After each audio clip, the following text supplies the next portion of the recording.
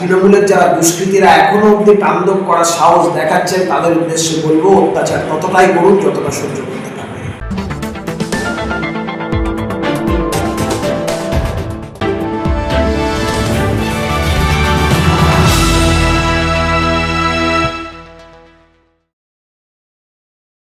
বৃহস্পতিবার রাত ব্যারাকপুরের বড় পোল মশাল মিছিলের আগুন তখনও নিভে যায়নি, কিন্তু হঠাৎই বদলে গেল ছবিটা। বিজেপি যুব মোর্চার কর্মসূচির মঞ্চে যখন প্রার্থী কৌস্তব বাগচির বক্তৃতা চলছে, ঠিক সেই সময় জয় বাংলা স্লোগান তুলে অতর্কিতে হামলা।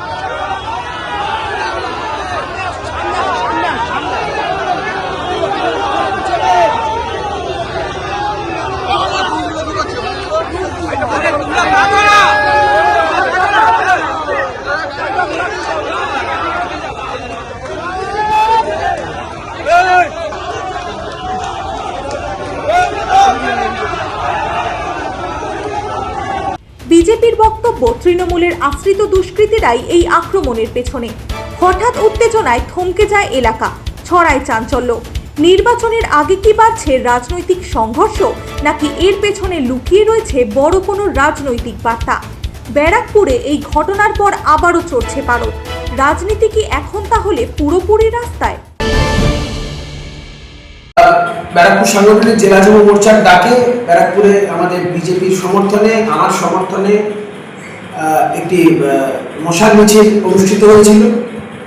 জাফরপুর মোড় থেকে শুরু করে আমরা স্টেট ব্যাংক অব্দি এসেছিলাম। তারপরে আমাদের কার্যকর্তাদের সাথে আমরা বাড়ির পথে সবাই যে যার মতন ফিরছিল।